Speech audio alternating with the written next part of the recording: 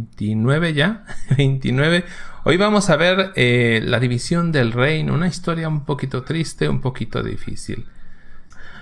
Antes de cualquier cosa vamos a iniciar en el nombre del Padre, del Hijo y del Espíritu Santo. Amén. Ven Espíritu Santo, llena los corazones de tus fieles y enciende en ellos el fuego de tu amor. Envía, Señor, tu Santo Espíritu y todo será creado y se renovará la faz de la tierra. Bueno, iniciamos en el nombre del Padre, del Hijo y del Espíritu Santo. Amén. Bueno, ahí aparece alguien en azul, Jonathan Salinas, y aparece con una especie de llavecita. Jonathan Salinas es mi sobrino de 15 años al que quiero muchísimo. Él lo sabe.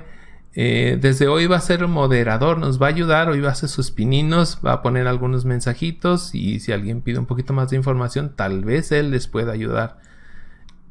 Dicho sea de paso, quiero agradecer de todo corazón a 3 personitas que esta semana nos apoyaron con un donativo. Gracias de todo corazón, y la única manera que tengo de pagarles es continuar aquí y por otro lado orar por ellos. Bueno, vámonos. La semana pasada nos quedamos en Primera de Reyes capítulo 11.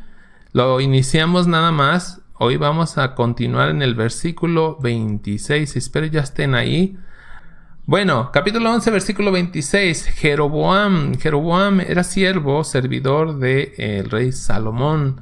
Dice: también se rebeló contra el rey mientras estaba a su servicio. Era hijo de Nabat, originario de Sereda, en la tribu de Efraín. Esto es muy importante. ¿De dónde viene él? De la tribu de Efraín. Efraín es uno de los 2 hijos de José el soñador. ¿Se acuerdan? Aquel que fue el primero en entrar en Egipto, aquel que ayudó para que pudiera el pueblo de Israel entrar en Egipto y comer en aquel tiempo de hambruna.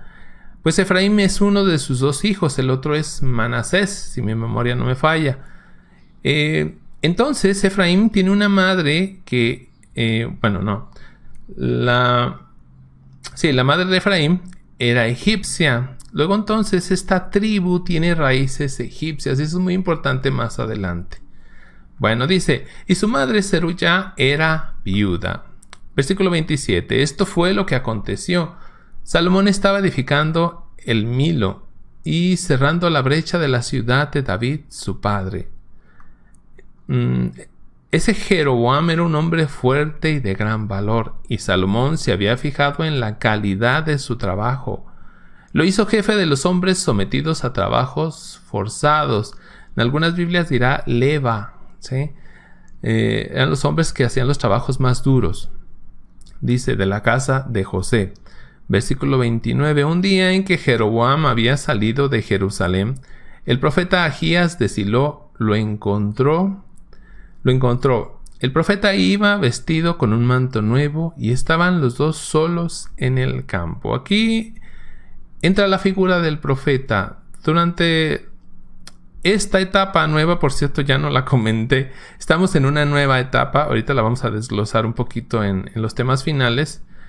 Precisamente se llama el reino dividido. Recordemos que Salomón no hizo más que equivocarse al final de su vida una y otra vez. Entonces, uno de los que va a tomar parte de este reino es precisamente Jeroboam. Pero les digo, aquí aparece por primera vez un profeta en esta etapa. El profeta Ahías de Silo. Algo muy muy importante durante esta etapa van a ser los profetas. De hecho, la semana que viene y las tal vez 2 que vienen, vamos a hablar de profetas. Va a ser la oportunidad perfecta para hablar de los profetas, quiénes son, cómo son, etc. Algunos de los más importantes los vamos a ver un poquito más a fondo. Ahías tomó el manto nuevo que llevaba, lo partió en 12 pedazos. Toma un manto y lo parte en 12. Y dijo a Jeroboam: toma para ti 10 pedazos, porque esto dice Yahvé, el Dios de Israel: arrancaré el reino de la mano de Salomón y te daré 10 tribus. Aquí, antes de que el mundo lo sepa, Dios manda decirle a Jeroboam que le va a dar 10 de las 12 tribus. De hecho, el hijo de Salomón se va a quedar solo con la tribu de Judá, que es la tribu de ellos. Él es de la tribu de Judá. Y la tribu de Benjamín, que es la más chiquitita. Entonces se van a quedar con 2. Más de este lado va a haber 10. Jeroboam va a ser del norte, que se le va a conocer como la tierra o el reino o la casa de Israel. Al sur se le va a conocer como el reino o la casa de Judá. Muy bien, vamos a seguir. Sin embargo, versículo 32. Sin embargo, dejaré una tribu a Salomón en consideración a mi servidor David y a Jerusalén, la ciudad que escogí en medio de todas las tribus de Israel. Bueno, aquí dice que una tribu, pero en realidad es la tribu de Judá, que es la de ellos ya, más una tribu que es la de Benjamín.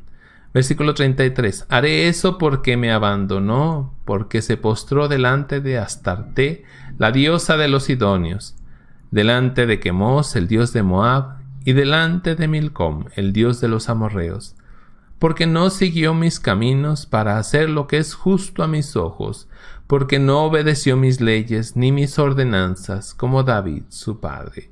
Entonces todo esto que hizo Salomón al final de su vida tiene consecuencias. La consecuencia principal es la división del reino. Se divide en 2 partes, como ya dijimos. Versículo 34, déjenme lo subo. Sin embargo, mientras viva, no le quitaré nada del reino, y lo mantendré en el trono, en atención a David, mi servidor, al que elegí y quien observó mis mandamientos y mis leyes. Le quitaré el reino a su hijo para darte a ti 10 tribus. Daré sin embargo una tribu a su hijo, para que David mi servidor tenga siempre una lámpara delante de mí en Jerusalén, la ciudad que escogí para que en ella habitara mi nombre. Haré que reines sobre todo lo que deseas. Reinarás en Israel. Y aquí otra vez esta parte que es clave siempre que Dios habla. Si obedeces mis mandamientos y sigues por mis caminos y haces lo que es justo a mis ojos, observando mis leyes y mis mandamientos, tal como lo hizo David, mi servidor, yo estaré contigo. Te construiré una casa tan sólida como la que le edifiqué a David. Dios hace una promesa muy fuerte. Dice, te construiré una casa tan sólida como la que le edifiqué a David. Pero siempre viene esta condición, si sigues mis caminos. Eso es muy importante y eso aplica todavía a nosotros. 40. Salomón trató de asesinar a Jeroboam. Bueno, cuando Salomón se entera de esto, luego tiempo después se entera de esto, dice, Salomón trató de asesinar a Jeroboam, pero este se refugió en Egipto, junto a Sesong, rey de Egipto, y se quedó en Egipto hasta la muerte de Salomón. Este hombre que de alguna manera tiene sangre egipcia, se huye hacia Egipto hasta que muera Salomón. 41. El resto de los hechos de Salomón, todo lo que hizo y su sabiduría, está escrito en el libro de los hechos de Salomón, que no tenemos, por cierto. Salomón reinó en todo Israel desde Jerusalén 40 años. Dijimos que los últimos 3 reyes junto con Salomón han reinado durante 40 años. 43 dice, luego fue a acostarse con sus padres y lo enterraron en la ciudad de David, su padre. En su lugar reinó Roboam, su hijo. Entonces aquí aparece otro personaje, Roboam. Tal vez alguien se confundirá. Yo me confundí al principio entre Jeroboam y Roboam. Roboam, yo lo tomo así, un poquito para que se acuerden. Roboam va a cobrar más impuestos que su padre. O sea, va a robar todavía más con los impuestos. Por eso lo reconozco como el hijo de Salomón, porque es Roboam. Por si lo quieren recordar de esa manera, ¿sí? Roboam, el hijo de Salomón. Vamos al capítulo 12. Capítulo 12, versículo 1. Roboam se dirigió a Siquem, porque todo Israel había ido allá para proclamarlo rey. Avisaron de eso a Jeroboam, hijo de Nabat, cuando todavía estaba en Egipto, a donde había huido lejos del rey Salomón. Inmediatamente regresó de Egipto. Lo mandaron a buscar, después de lo cual Jeroboam y toda la comunidad de Israel fueron a ver a Roboam y le dijeron, a ver otra vez, Jeroboam no es hijo de Salomón. Roboam, ¿sí? El que roba, vamos a ponerle así, es hijo de Salomón. Ellos dos van a ser reyes. Roboam del sur, de Judá, y Jeroboam, o Jeroboam también, del norte, que se le va a conocer como Israel. Versículo 4 dice: tu padre nos impuso un duro yugo. Esto es muy importante. Comentábamos ya la semana pasada cómo Salomón les había impuesto muchísimos impuestos. Les estaba sacando mucho dinero al pueblo. Y aquí por primera vez se dice que efectivamente el pueblo ya no soportaba. Dice: tu padre nos impuso un duro yugo. Si nos liberas de esos trabajos forzados, de ese pesado yugo que nos ha impuesto tu padre, te serviremos. Es decir, ellos aún así quieren servir al rey. Quieren seguir en este reino. Quieren que siga unido todo el pueblo. Pero vamos a ver qué sucede. Les respondió: váyanse y vuelvan a verme en 3 días. Y el pueblo se fue. El rey Roboam consultó a los ancianos que habían sido consejeros de su padre Salomón. Mientras éste vivía, les dijo: ¿qué me aconsejan que responda a ese pueblo? Le respondieron: si ahora te haces su servidor, si te muestras conciliador en tu respuesta, estarán para siempre a tu servicio. Le dieron la respuesta correcta. Pero, lamentablemente, este hombre no tiene la sabiduría de su padre. Este hombre no es sabio, así es que no esperemos algo muy bueno de él. Versículo 8. Pero Roboam no atendió al consejo de los ancianos. Fíjense lo que va a hacer. Más bien se volvió hacia los jóvenes que habían crecido con él y les pidió su opinión. Les dijo: ¿qué me aconsejan que le responda a ese pueblo? ¿Saben lo que me dicen? Haz que sea menos penoso el yugo que nos ha impuesto tu padre. No sé si les suena mucho, les hace un eco eso de yugo. Pues sí, está muy relacionado con algo que dijo Jesús, el yugo. Porque mi yugo es suave y mi carga ligera. Salomón les había impuesto un yugo pesadísimo, una carga pesadísima a este pueblo. Y por eso Jesús dice: vengan a mí, pero ya lo vamos a comentar al final, creo, en los temas. Los temas finales, valga la redundancia. Versículo 10. Los jóvenes que habían crecido con él le respondieron: ya que esa gente te ha dicho: tu padre nos impuso un pesado yugo, alivia nuestra carga, tú les responderás: mi dedo meñique es más fuerte que las espaldas de mi padre. Bueno, y esto la pensé, dije, ¿se los explico o no se los explico? Porque ahí tiene un significado un poquito extraño. Lo vamos a ver al final, eso de mi dedo meñique. En realidad no es mi dedo meñique, es otra cosa que vamos a ver al final. Versículo 11. Si mi padre les impuso un pesado yugo conmigo, será peor. Si mi padre los castigaba con correas de cuero, conmigo los látigos tendrán puntas de fierro. Al tercer día, Jeroboam, todo el pueblo de Israel, volvieron donde Roboam, pues el rey les había dicho: vuelvan dentro de 3 días. El rey habló al pueblo ásperamente. Híjole, desde ahí, mal. No tuvo en cuenta el consejo de los ancianos. Mal, les digo, este hombre no era nada sabio, nada. Sino que les dijo lo que querían los jóvenes. Si mi padre hizo pesado su yugo, conmigo será peor. Si mi padre los castigaba con correas de cuero, conmigo los látigos serán de puntas de fierro. En algunas Biblias dirá escorpiones. Llama mucho la atención eso.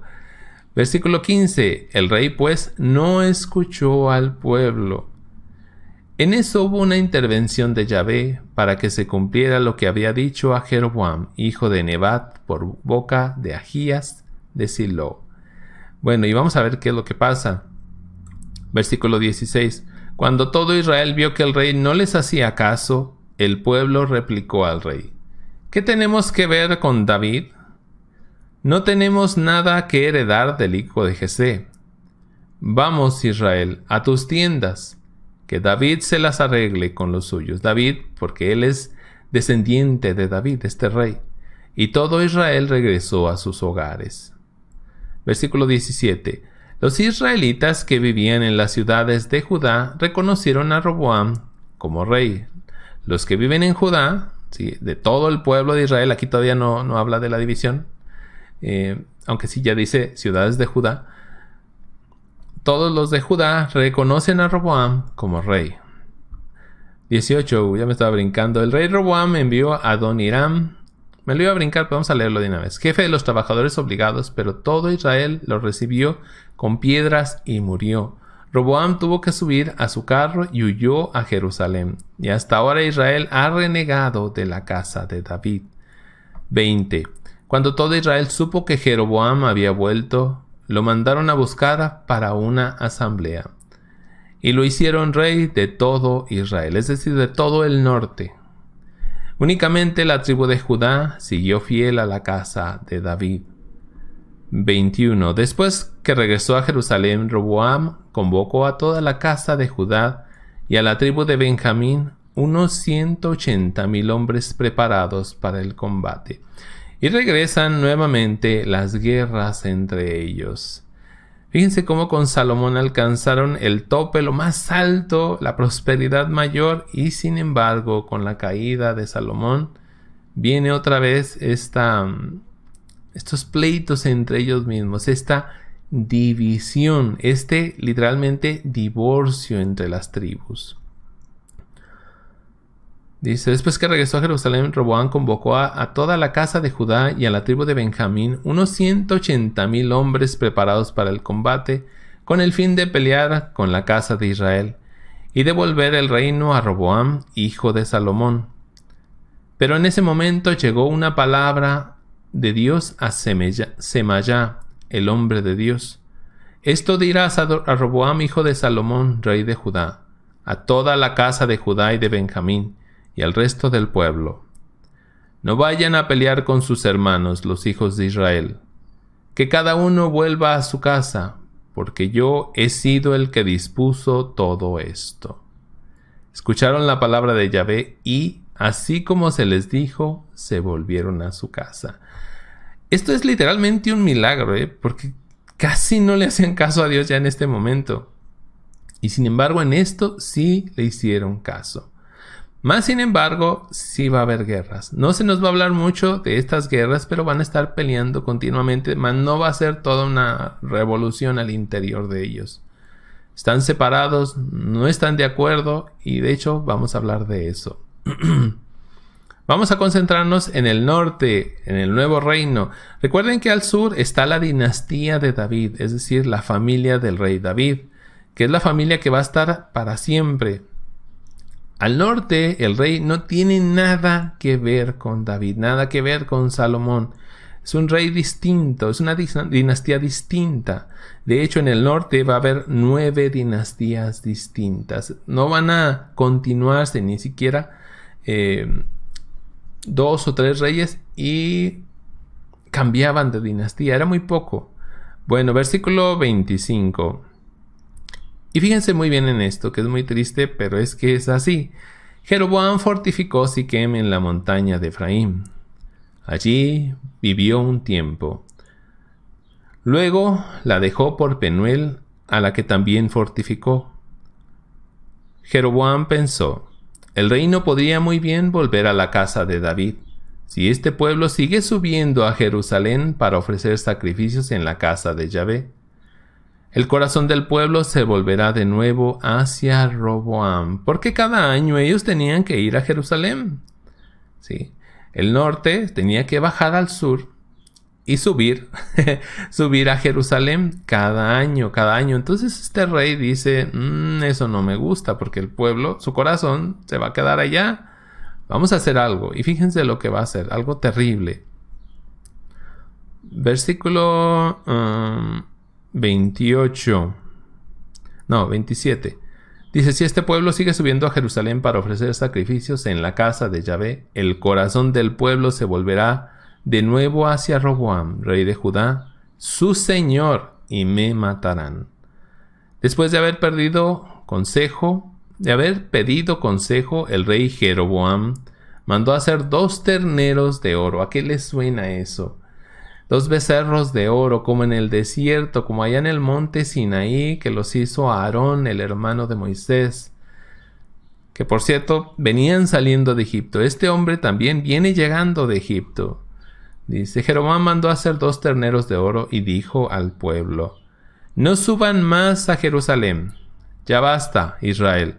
Aquí está tu Dios. Esos 2 becerros de oro son tu Dios. Aquí está tu Dios. Está haciendo algo terrible. O sea, por eso de aquí en adelante, a esta etapa de varios reyes, se les califica como la más oscura del pueblo de Israel. O sea, de lo peor, van a caer, se van a hundir una y otra vez. Después de haber pedido consejo, el rey Jeroboam mandó a hacer 2 terneros de oro y dijo al pueblo, no suban más a Jerusalén, ya basta, Israel. Aquí está tu Dios que te sacó de la tierra de Egipto. Colocó a uno de los terneros en Betel y al otro en Dan. De allí partió el pecado de Israel. De estos 2 becerros de oro, de este culto idolátrico parte el pecado de Israel. El pueblo escoltó a uno de los terneros hasta Betel y fueron en procesión delante del otro hasta Dan. Jeroboam construyó santuarios o lugares altos e instaló allí a sacerdotes sacados de entre el pueblo, que no pertenecían a la tribu de Leví, no son levitas. Dios había mandado que las cosas de Dios, vamos a llamarle así, la liturgia, etcétera, se hiciera por levitas, sacerdotes. Este hace su propio culto, su propia religión, se separa, él hace sus propios sacerdotes, él hace sus puntos de peregrinación. Este rey está haciendo lo peor. Se está haciendo literalmente otra religión, otra, como lo llamamos hoy, otra iglesia, una división al interior del pueblo de Dios terrible.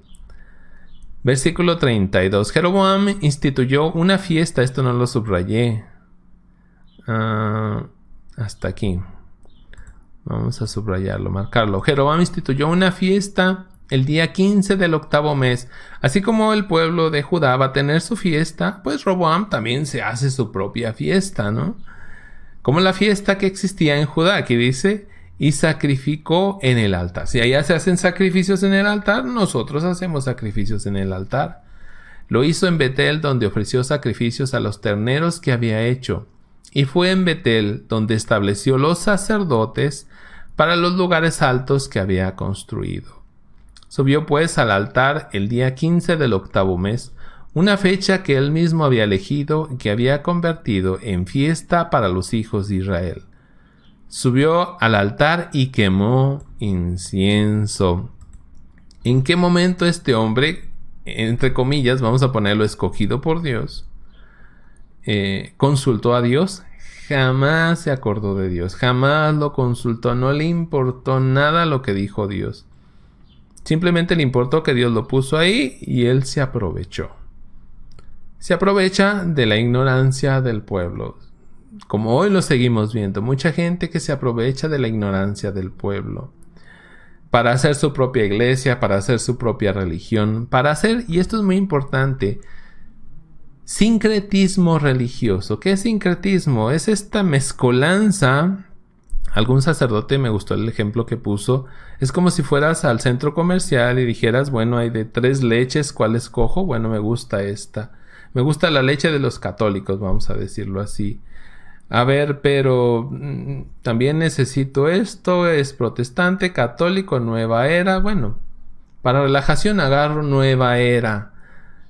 Y vas mezclando todo, eso es sincretismo religioso. ¿Sí? Y los jueves me voy con los testigos de Jehová al estudio de Biblia. Y los lunes me voy a jugar cartas y que me echen las cartas, los huesos o el café o lo que sea. Y tal día me voy al cerro tal porque ahí el dios sol me llena con su energía. Eso es sincretismo religioso. Revuelves de todo. Al final terminas por no creer en nada. Qué triste. Al final vamos a ver un poquito este tema del sincretismo religioso y lo que dijo Papa Francisco, por ejemplo. Capítulo 13. Vamos a ver la primera parte. Versículo 1. Por orden de Dios, un hombre de Dios llegó a Betel desde Judá. Estamos con el reino del norte, con Jeroboam. Acuérdense de eso. No se me van a confundir porque mucha gente se confunde aquí. Con Roboam, Jeroboam, norte, sur, Israel al norte, Judá al sur. ¿Sí? Por orden de Dios, un hombre de Dios llegó a Betel desde Judá, cuando Jeroboam estaba junto al altar quemando el incienso. El hombre de Dios gritó en contra del altar por orden de Yahvé. Altar, altar, esto dice Yahvé.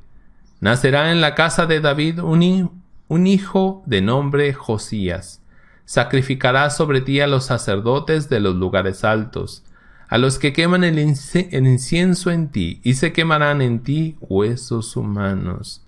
Y ese mismo día dio esta señal. Esta es la señal que les da Yahvé. El altar se partirá y la ceniza que está encima se desparramará. Cuando el rey Jeroboam escuchó esa maldición del hombre de Dios contra el altar de Betel, extendió la mano y ordenó: deténganlo. Fíjense esto muy peculiar. Pero la mano que había extendido contra el hombre de Dios quedó tiesa, quedó seca, dicen otras Biblias. Curiosamente, Jesús le sana la mano a uno que la tenía seca, tiesa. Jesús viene a sanar todas estas heridas que está sufriendo el pueblo de Israel, una tras otra. Y lo hemos estado viendo, cómo ellos se equivocan una y otra vez. Y Jesús, lo vamos a ver cuando lleguemos al Nuevo Testamento, sus palabras abarcan mucho más de lo que alcanzamos a ver nosotros. Él está sanando todas estas heridas, todos estos errores que comete este pueblo. Pero bueno, sigo. Dice: pero la mano que había extendido contra el hombre de Dios quedó tiesa y no pudo encogerla. El altar se rompió y la ceniza del altar se desparramó, tal cual Dios lo había dicho. Este hombre no pudo hacer nada con su mano. Esta era la señal que había dado el hombre de Dios por orden de Yahvé. El rey tomó entonces la palabra y dijo al hombre de Dios: por favor, apacigua a Yahvé tu Dios. Ruega por mí para que vuelva a mover mi mano. El hombre de Dios apaciguó a Yahvé y la mano del rey volvió a moverse. Estaba como antes. El rey dijo entonces al hombre de Dios: ven conmigo a mi casa, recupera tus fuerzas y te daré un regalo. Bueno, ahí le voy a dejar. Síganlo leyendo. De hecho, este profeta se va a equivocar más adelante y va a morir debido a eso. Pero les decía, y esto es muy importante, cómo Jesús, cuando uno entiende todo esto, escucha las palabras de Jesús y entiende otras cosas. Cuando, por ejemplo, la samaritana, ¿sí? Ahorita, en este momento, la capital del norte es Siquem, pero más adelante será Samaria. Ahí viene la samaritana. Las palabras que dice Jesús con la samaritana tienen mucho que ver con lo que aquí está sucediendo. Este hombre que se le seca la mano tiene mucho que ver con lo que Jesús hace a la hora de hacer sus curaciones. Lo del yugo, ¿sí? Cuando Jesús habla sobre el yugo, está hablando del Antiguo Testamento y nosotros, como desconocemos todo esto, ni idea, o sea, nos entra por aquí, nos sale por acá y decimos: ¡ay, qué bonito! Pero Jesús está haciendo mucho más, está diciendo mucho, mucho más de lo que nosotros pensamos. Y eso es muy importante siempre. Por eso es tan interesante conocer la historia de la salvación completa. Vamos al capítulo 14, creo. A ver. Sí. Vamos al 14 y creo que es el último. Aquí les decía que hay un error en la Biblia, entonces me voy a ir a la Biblia de Jerusalén. Sí, aquí. Voy a cambiar. Bueno. Y es poquito lo que vamos a leer. Bueno, ni tan poquito. Bueno. Vámonos hasta el versículo 7. Resulta que Jeroboam, al rey del norte, se le enferma un hijo, entonces manda a la esposa allá donde el profeta aquel que rompe su manto y le da 10 trozos a él, lo va a mandar con él. Versículo 7. Vete a decir, bueno, y cuando ella llega con el profeta, de inmediato la recibe y le dice esto: vete a decir a Jeroboam: así dice Yahvé, Dios de Israel, por cuanto te levanté de en medio del pueblo, y te puse como caudillo de mi pueblo Israel. Arranqué el reino de la casa de David para dártelo a ti. Pero tú has sido como mi siervo David, Tú no has sido como mi siervo David, que guardó mis mandamientos y me siguió con todo su corazón, haciendo solo lo que es recto a mis ojos. Mientras que tú has hecho más mal que todos los que fueron antes que tú, y has ido a hacerte otros dioses, imágenes fundidas para irritarme, y me has arrojado detrás de tus espaldas. Por esto voy a hacer venir el mal sobre la casa de Jeroboam, y quitaré a Jeroboam todos los varones esclavos o libres en Israel. Barreré a fondo la casa de Jeroboam, como se barre del todo la basura.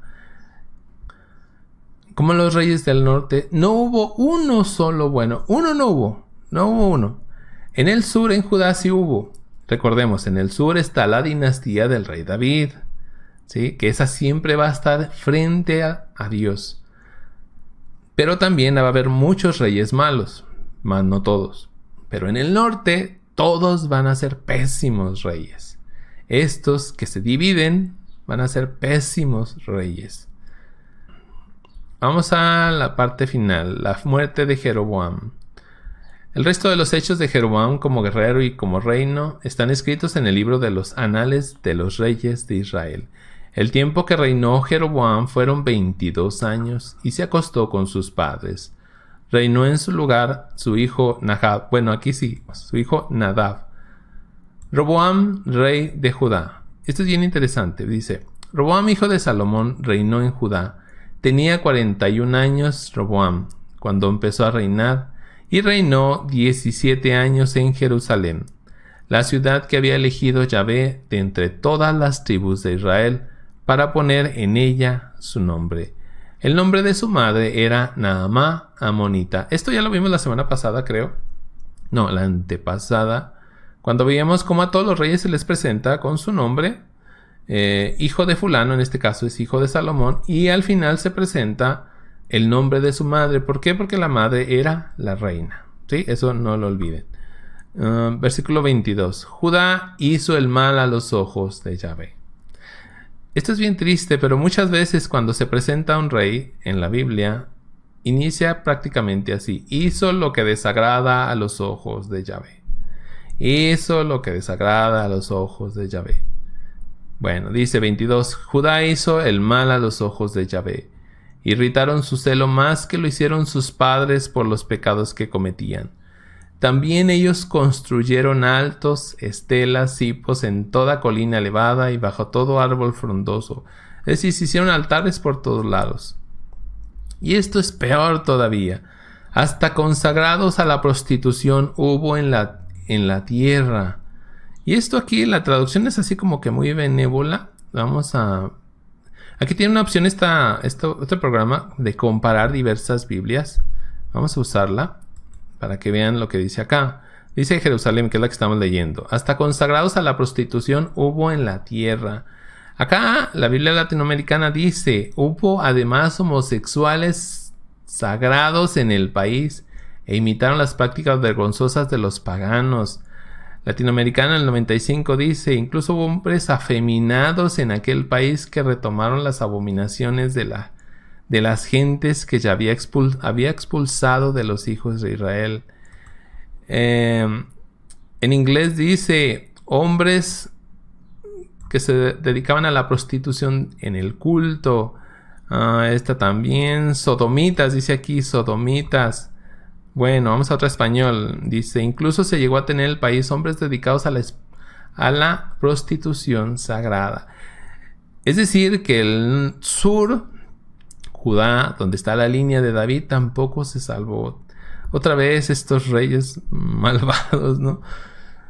Es que Salomón puso muy mal ejemplo y su hijo lo va a seguir. Bueno, algo, no sé si peor ya no sé si peor, porque lo que viene también es terrible. Ya lo veremos. Bueno, otra vez lo vuelvo a leer. Hasta consagrados a la prostitución hubo en la tierra. Hicieron todas las abominaciones de las gentes que Yahvé había arrojado de delante de los israelitas. Esto existía ya cuando ellos entraban en la tierra de Canaán. Y Dios les ordenó que expulsaran todo esto. Y hasta cierto punto lo hicieron, pero ahora lo retoman. Vuelven a caer en la oscuridad. Por eso les digo que esta época es muy, muy oscura, terrible. El año quinto del rey Roboam, Sosac, el rey de Egipto, subió contra Jerusalén y se apoderó de los tesoros de la casa de Yahvé y de los tesoros de la casa del rey. Nuevamente, si tú te alejas de Dios, la protección de Dios se aleja de ti. Lo hemos explicado muchas veces, como un paraguas o una sombrilla. Dios te está protegiendo, pero si tú quitas esa sombrilla, ese paraguas, no te quejes luego de que te pega el sol o que te cae la lluvia. Tú mismo lo has quitado, tú mismo lo has removido, ¿sí? Entonces ellos se alejan de Dios y se vienen sobre ellos todas las maldades de alrededor. Y lo hemos visto muchas veces, pero sobre todo en el libro de los jueces. 26. Y se apoderó de los tesoros de la casa de Yahvé y de los tesoros de la casa del rey. De todo se apoderó, ese rey que los invade, ¿no? Y como llevó todos los escudos de oro que había hecho Salomón, ¿se acuerdan de los escudos de adorno que tenían? Que eran de oro puro. Dice el 27, el rey Roboam hizo en su lugar escudos de bronce. Bueno, pues algo es algo, ¿no? Todavía va a tener algo de escudos. Ya no se ven tan bonitos como el oro, pero pues, como decimos por acá, dan el gatazo todavía. Dice, que confió a los jefes de la guardia que custodiaban la entrada de la casa del rey. Cuando el rey entraba en la casa de Yahvé, los guardias los llevaban y después los devolvían a la casa de la guardia. Es decir, siempre los estaban custodiando, pero cuando el rey iba a entrar, corrían ellos por los escudos y los colgaban otra vez. No vaya a ser que vengan y se los roben, se los quiten otra vez. El resto de los hechos de Roboam, todo cuanto hizo, no está escrito en el libro de los anales. No está escrito, es pregunta, ¿no está escrito en el libro de los anales de los reyes de Judá? 30. Hubo guerra continua entre Roboam y Jeroboam. 31. Roboam se acostó con sus padres y fue sepultado en la ciudad de David. Reinó en su lugar su hijo Abijam. Bueno, algo así. Algo así. Bien, hasta ahí le vamos a dejar con la Biblia. Vamos a los temas finales. Vamos a leer algunos comentarios. Ya se me movió aquí. A ver dónde me quedé. Les recuerdo por si quieren... A ver dónde está Jonathan. Jonathan, les recuerdo, va a estar como moderador del chat. No va a ser mucho, no quiero tampoco que empiece aquí a pelearse, ni mucho menos, no, eso no va a ser su función esa, pero sí la de dar un poquito de información cuando yo estoy hablando, ¿sí? Si es necesario. Bueno. Híjole, Marijo, la verdad que no he tenido tiempo, mucho tiempo, me falta tiempo, la verdad, honestamente, si se fijan, he hecho muy pocos videos últimamente, me falta mucho tiempo. Espero que esto se corrija, digamos, algunas cosas que están pasando y ya continuar con, pues haciendo videos, ¿no? Pero me está costando mucho trabajo. Yo le pido a Dios por lo pronto, y esta noche le pediré al Espíritu Santo que me dé la fuerza para terminar la historia de la salvación. Eso sí quiero que sea un compromiso terminarlo. Sí, para que no se queden a medias. Y después de eso ya veremos, ya veremos. Sonia Herrera, buenos días hermano Jonathan. Que Dios te bendiga y gracias a ayudar a tu tío en esta misión. Vámonos ya a los temas finales antes de que se nos vaya, pero el internet. Vamos pues, Historia de la Salvación 29, ya vamos en el capítulo 29, estamos en la séptima etapa que es el reino dividido. Hoy la iniciamos y lo he llamado la división del reino. Y aquí vemos la imagen del reino dividido. Al norte, como ven ahí, está Israel, la capital es Siquem, aunque ahí está en inglés. Siquem, al sur es Judá y la capital es Jerusalén. Algo muy llamativo aquí es que en el norte, si se fijan, allá está el lago de Galilea. Luego va a haber una división mayor, ¿sí? Se va a conocer como Judá al sur, al centro Israel y al norte Galilea. Y Jesús va a ser Galileo, igual que los apóstoles, van a ser Galileos. Bueno, aquí vemos a Jeroboam, que es el rey del norte, que no es de la tribu de la descendencia de David, y Roboam, que es el rey del sur, que sí es de la descendencia de David. Bueno, vamos a avanzar. Los dos reinos, esta división provoca dos reinos. el norte y el sur. Las tribus, hay 10 tribus en el norte y hay 2 al sur. Las del sur son Judá y Benjamín, y el resto todas son del norte. Hay 2 naciones, se le va a llamar a la del norte Israel y a la del sur Judá. Hay 2 reyes, el del norte y el del sur, que en este caso son Roboam y Jeroboam. Y sin embargo, en el norte va a haber 9 dinastías, es decir, no se van a sostener en una sola dinastía. Y en el sur está nada más la dinastía de David, es decir, todos los reyes van a ser, entre comillas, hijos de David, o descendencia de David, para que entendamos mejor. 2 capitales ahora, Siquem en este momento, pero luego será Samaria. Y en el sur será Jerusalén siempre. 2 liturgias, 2 santuarios. En el norte va a haber 2 santuarios donde se van a poner cada uno de los 2 becerros de oro. Y en el sur solo está Jerusalén y nada más, como Dios manda. Hay 2 sacerdocios. En el norte es un sacerdocio hecho por hombres de cualquier tribu. No le importó al rey, agarró hombres de donde sea. Menos levitas, eso es muy importante, menos levitas, ¿sí? Cualquiera ahora también se hace pastor y yo no sé qué cosas, pero bueno. Y el sacerdocio del sur, que es el sacerdocio dado por Dios, que es el de los levitas. Este es muy interesante, el divorcio y las cargas pesadas. Dice así: el hijo de Salomón faltó de la sabiduría de su padre y siguiendo el consejo de sus amigos jóvenes, acaba con la frágil unidad del reino. Primera de Reyes 12 del 10 al 11. Esto ya lo leímos, pero lo repito. Los jóvenes que habían crecido con él le respondieron: ya que esta gente te ha dicho, tu padre nos impuso un pesado yugo, alivia nuestra carga. Tú les responderás: mi dedo meñique es más fuerte que las espaldas de mi padre. Aquí no está hablando de dedos.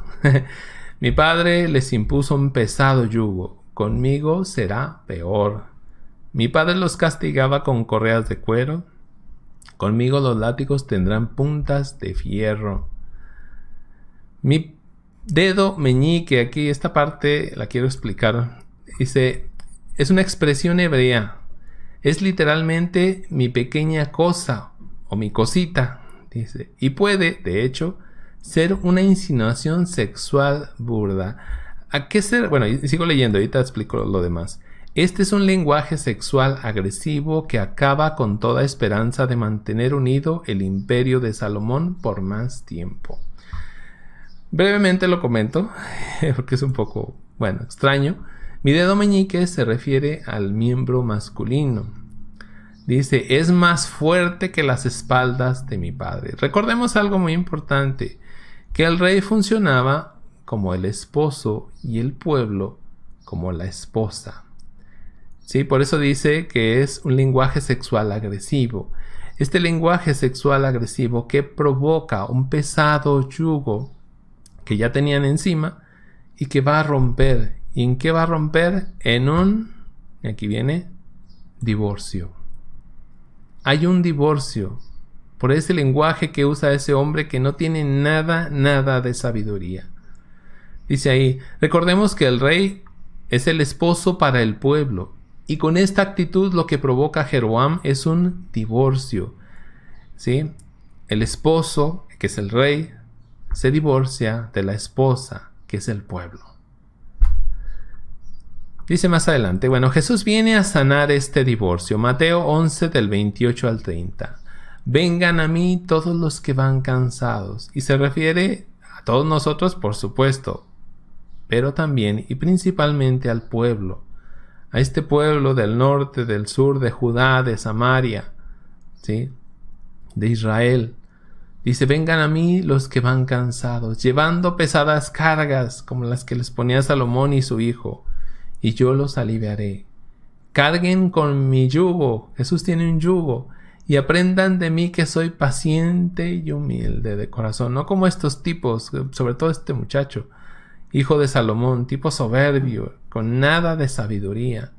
Dice, soy paciente y humilde de corazón, y sus almas encontrarán descanso. Este pueblo va a sufrir mucho por sus reyes.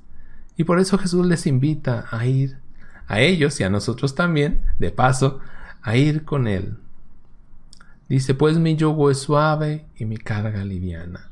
Entonces Jesús, con las palabras que va diciendo, no solo se dirige a nosotros, se dirige principalmente al pueblo de Israel, al pueblo judío, al pueblo de Judá, a todo su pueblo. Y nosotros no nos damos cuenta cuando desconocemos todo esto. Bueno, Aarón y Jeroboam, creo que Aarón lleva acento, pero bueno, ya lo dejé así.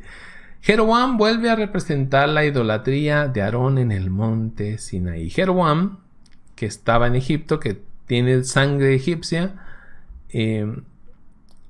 va a cometer los mismos errores de Aarón, hermano de Salomón. Y vamos a ver la comparación. Ambos tienen poco de haber salido de Egipto. Y vamos a ver solo la parte de Aarón, porque ahorita ya vimos la de Jeroboam. Esto está en Éxodo 6:13. Ambos mandan construir becerros de oro. Éxodo 32:4. Ambos aclaman a los becerros como dioses y libertadores o liberadores. Tanto Aarón lo dijo como lo va a decir Jeroboam. Ambos proclaman un nuevo día festivo. Éxodo 32:5. Ambos ofrecen sacrificios a los becerros de oro. Igualito lo hacen. Éxodo 32:6. Ambos llevan al pueblo de Israel al pecado. Éxodo 32:21. En ningún caso, ni con Aarón, ni aquí con Jeroboam, en ningún caso hay participación oficial de los levitas. Bueno, es la comparación entre Aarón y Jeroboam. Y finalmente vamos a ver el sincretismo religioso. Por sincretismo religioso se entiende la presunción de conciliar o unir, ¿sí?, doctrinas o religiones diferentes, por ejemplo, entre judíos, musulmanes y cristianos. Por cierto, esta definición la tomé de catholic.net. Dice, hoy no son pocas las personas que piensan que todas las religiones son iguales. Que es lo mismo una religión que otra. O que el catolicismo es una más de entre todas las confesiones cristianas. No es así. Y de esto ha hablado muchísimo el padre Luis Toro, por cierto. Muchísimo. No es lo mismo. Yo podría aceptar en cierto momento que es el mismo Dios, por ejemplo, con los protestantes. Pero no es la misma fe. Eso sí, no es la misma fe, no es la misma doctrina, no es lo mismo. Por eso, no meterse con ellos. Peor aún si te metes a la nueva era, el reiki, el yoga, chamanismo, ¿cómo se llama eso? Channeling, no es que no sé cómo se dice en español, channeling, que se está poniendo de moda, tristemente. Horóscopos, consulta de las cartas, todo eso, no lo puedes mezclar, no es correcto. Estás cayendo en sincretismo religioso, que es un pecado. Fíjense lo que dice el Papa Francisco en la JMJ del Río de Janeiro en el 2013, se lo dijo a los jóvenes. Por favor, no licúen la fe en Jesucristo. O sea, no agarren de un lado y de otro y de otro y de otro. Hay licuado de naranja, hay licuado de manzana, hay licuado de banana, pero por favor, no tomen licuado de fe. No lo hagamos eso, no mezclemos todo con todo, no es correcto. Porque al final, y yo lo he visto en varias personas, terminan perdiendo la fe por todos lados. Dice, la fe es entera, no se licúa, es la fe en Jesús, es la fe en el Hijo de Dios hecho hombre que me amó y murió por mí. Bueno, vamos a una pregunta que es muy obvia, que venía. ¿En qué estás haciendo sincretismo religioso? Uno se tiene que analizar con calma, despacio, y decir, muy probablemente esto es sincretismo religioso. Muy probablemente aquí estoy mezclando dos cosas. Es que yo soy cristiano, pero haces yoga. Pero consultas cartas, pero vas con brujos. No, eso no es correcto. Estás haciendo un batido y al final terminas haciendo tu propia religión. Terminas tú siendo el Papa, terminas tú siendo la Biblia, terminas tú haciendo todo y todo es un revoltijo que no lleva a ningún lado. ¿En qué estoy yo haciendo sincretismo religioso? ¿Qué estoy mezclando? Vámonos a la cámara principal, que es la misma. Es la misma cámara. Porque alguien dijo, ¿cuántas cámaras tienes? Pues nomás tengo una, pero pues se hace chiquita y se hace grandota la toma. Nos vemos, si Dios quiere. Sí, y si puedo, la semana que viene. Si no, dentro de 2 semanas vamos a empezar. Bueno, seguimos con esta etapa de la historia de la salvación. Gracias a todos y que Dios me los bendiga. Nos vemos el sábado. Adiós.